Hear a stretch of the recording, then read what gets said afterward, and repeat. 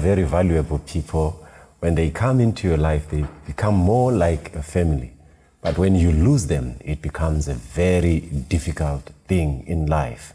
This is the show, Painful Goodbyes. Do you have any story that you want to share?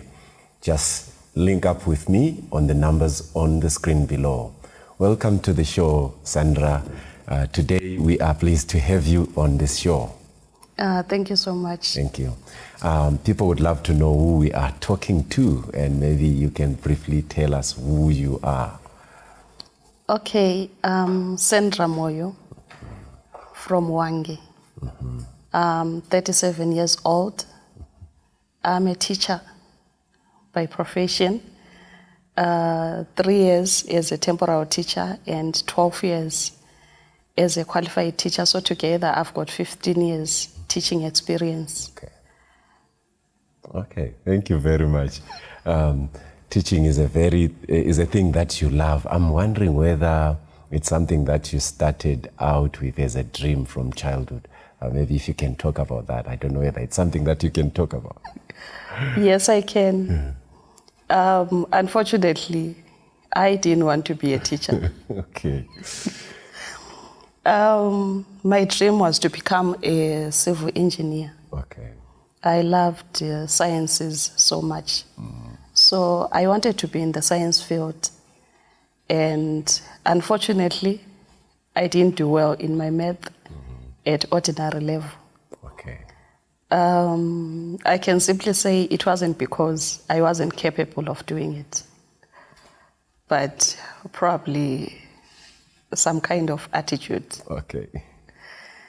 And because of that, I diverted from civil engineering, but I still wanted to be in sciences. Okay. So I tried nursing. I literally applied in almost all the hospitals in the country. I dropped my applications. I was called for interviews at United Bulawayo hospitals and Mpilo hospitals only, but I didn't get a positive response from there until I hanged my boots. And then you finally decided for... Yes, then I finally decided to try teaching. With teaching, I didn't go right away. I still remember I went on the third time. The first time I applied, I got a place. I didn't go. I was still hopeful that I'm going to get a nursing place. Second time I applied, I had some financial challenges. I didn't go again.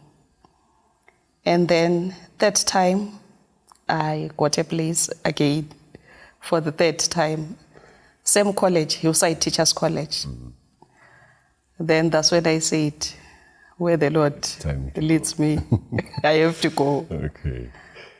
That was end of 2010. Okay. So I started my teaching training in 2011 at Hillside Teachers College.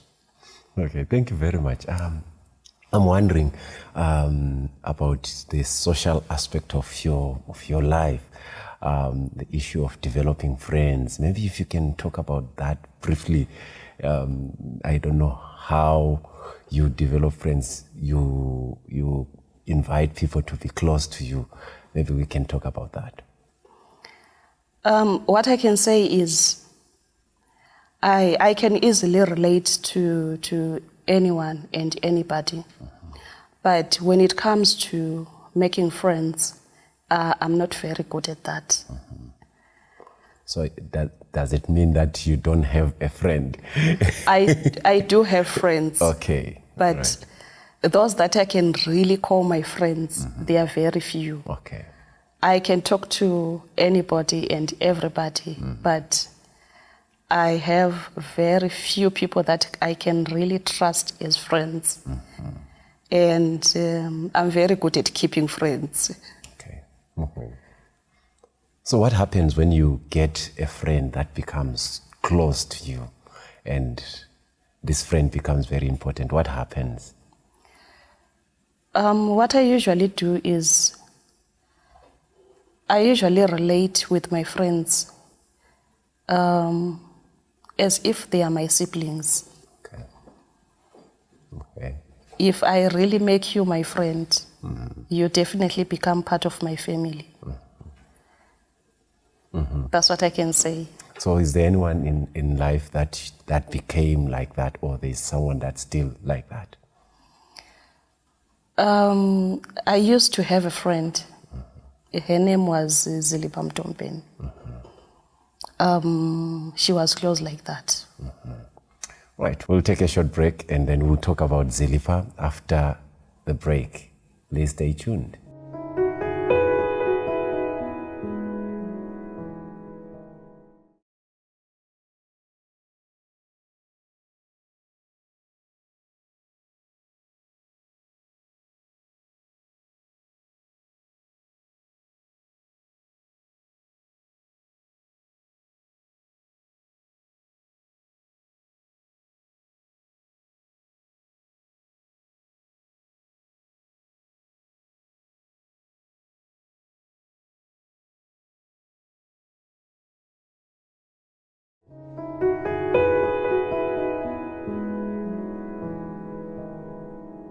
Welcome back to the second segment of the show, Painful Goodbyes. I'm with Sister Sandra and we are talking about the loss of a friend that is very valuable.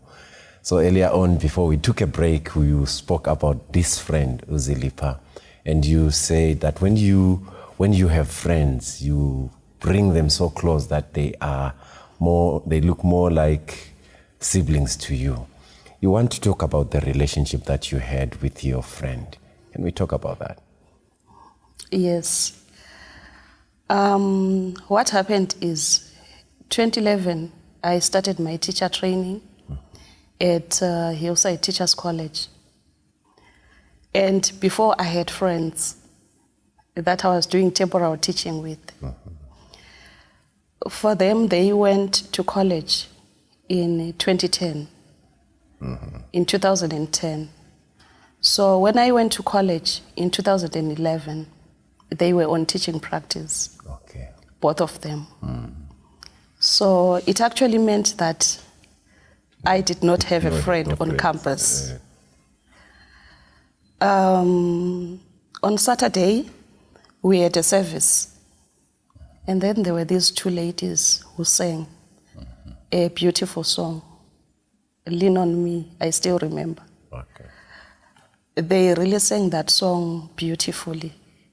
And I just heard they are from Cholocho.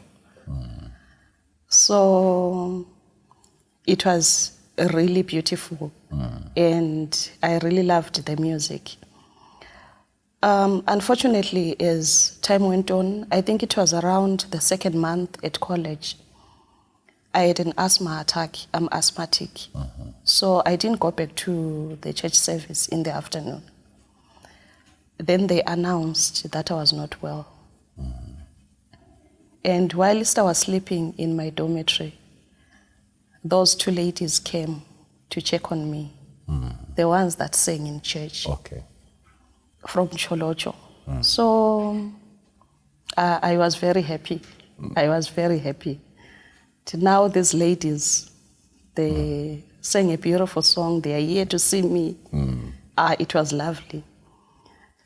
Then that's when the Zilipha Mtombeni told me that, you know, we are in the same group for geography. I'm a geography major. So I was doing geography and art and design at Hillside Teachers College. I had not realized that we were in the same class. Our classes were big. And I'm a very shy person. So usually after class, I would just go straight to the dormitories, to the dining hall, or to the next lecture. But she had realized that. Okay. So it was very exciting, you know. This lady who can sing so well, we are in the same class. From there, we constantly saw each other in class, in church, and even in the dormitories. So that's when the friendship actually developed. And also during the time when I was not well, she was also helping out, going to the dining hall to bring me food. I actually didn't know that you can actually bring food from the dining hall, but she was bold enough to go and ask and also do it. So generally, she was a bold character. I can say that. And we became friends from there. The second and third term, we shared a room. So we became closer, me and her. We were so close. And even though the second year, she was deployed somewhere for teaching practice, I was at Townsend High School. We kept in touch. We kept in touch until we finished our course. Just an interjection. What is it that brought you close to her?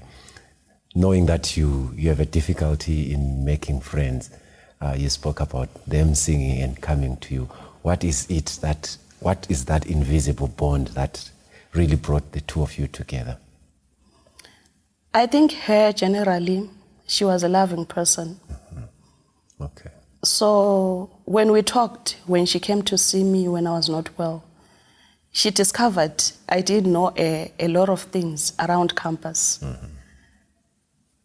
And I'm sure she came in to fill up the kind of gap. I was a very shy person. So sometimes I wouldn't be confident maybe to go and collect assignments. Then she would say, let's go together. So from there, I don't know what I can say, that I actually utilized her strengths and she filled in my weaknesses. Okay. Such that most of the times, even if she sees a notice or whatever, she'll remember me and always say, I know you don't move around. There is such a notice.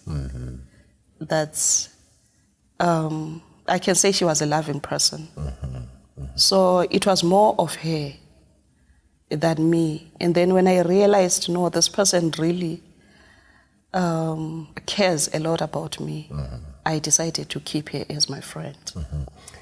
It seems there is a time that she crossed the line from friendship to siblinghood, if there is such English. Yes. I don't know what you want to talk about that time when she crossed that. What happened is we're deployed in different districts. She went to Cholocho, I went to Wange, back to my district. But we kept in touch. And then, as time went on, we both left the country. I went to Namibia, she went to South Africa. And I was the first one to leave. We were still in touch. So when I went there, when I was dropping my CVs, I was also dropping hers in schools where we were looking for jobs. Yes. So she was called for interviews at a very good school in Namibia. She came, we stayed together. She went for interviews. She passed the interviews. Unfortunately, she didn't finally work there because there was COVID. It affected placement and the crossing of borders. So she ended up settling in South Africa. From there, we were now very, very, very close. More like sisters. Now then, there came this time when maybe you want to talk about the time when you heard the news, maybe what really happened, what transpired, because now we're talking about her in the past, so there should have been something that happened. Maybe let's talk about that. What I can say is, me and her, we talked almost every day, daily. And we kind of updated each other about each and everything that is actually happening in our lives. I visited South Africa twice. And end of 2022, I stayed with her for close to 3 weeks. So I can say a week before she passed, I had lost an uncle 2 months back. So in the street where I stayed, there was a funeral. And then I had to tell her, you know what, there's a funeral here. And my emotions have been triggered. I'm just thinking about the loss of my mother and my uncle. She was such a strong character. So she kept on comforting me, you know what, we just have to accept. Then on this other day, she just told me, you know what, death is a blow. I really don't know how I can comfort you, especially the fact that the funeral is stretching and you're still feeling some painful emotions. So that week, on Saturday, she had a presentation, she was preaching. And then she told me she's preaching. She's also having a short break from work, from teaching. So that week, she was not at work, she was home. On the fateful Tuesday, it was the 27th of June, she texted me in the morning. We started chatting, our general daily chats. I think it was up to around 2 p.m. We were chatting. We closed the chat. I dismissed, went to work, went back home. When I was home, I think it was around 7, a few minutes before 8. I had a phone call. I was in the kitchen cooking. I had a phone call. I rushed to check on my phone. It was my brother who's in South Africa. Because of network issues, I couldn't pick up the call. So I checked, there were like messages from him. I checked the messages. I was really shocked. There was a message. The first one was saying, Sandra, it's Sisno. It was written in Zulu. It's Sisno uzise chonile. I don't know how I can explain how I felt. At first, I thought, no, it can't be. I was talking to this person in the afternoon, and me knowing Z, we never hid anything from each other. If she was not feeling well, she was going to tell me. So I thought maybe it's some kind of, but it was connecting. Her elder sister is Nobesutu, so it was her. What I did is I didn't even respond to my brother. I tried, the first person that I texted was Zilipa's number. I was like, Z, what's going on? Because I was in denial. There was no response. She was someone who responded very fast. I texted her sister, there was no response. I then texted her other friend who was in South Africa, and another one who is in Zimbabwe, the lady that they were singing together called Tabitha. They both confirmed that she's late. I really broke down. It was a tough moment. It was really a tough moment. I still remember asking God to say, so God, of all the people, you decided to take Silipa. Of all the people, you decided to take Silipa. I thought the news were going to change. Because the following morning, at least her sister was now in a position to talk. She confirmed it also. She actually texted me midnight and said, I know you're going through a hard time because I know very well how you guys related. It's true. She's gone. So when you heard the news, what is it that happened to you? I was really shattered, Pastor. It was more like I had lost a part of me, a sibling. I had one of the longest nights. I didn't sleep. I can literally say I cried the whole night. And I kept on saying, God, of all the people, would you take Zilipha? Of all the people, why would you take Zilipha? It was a very tough moment. Okay. Thank you very much for sharing this story. We'll take a short break, and soon after the break, we'll discuss more on this story. Please stay tuned.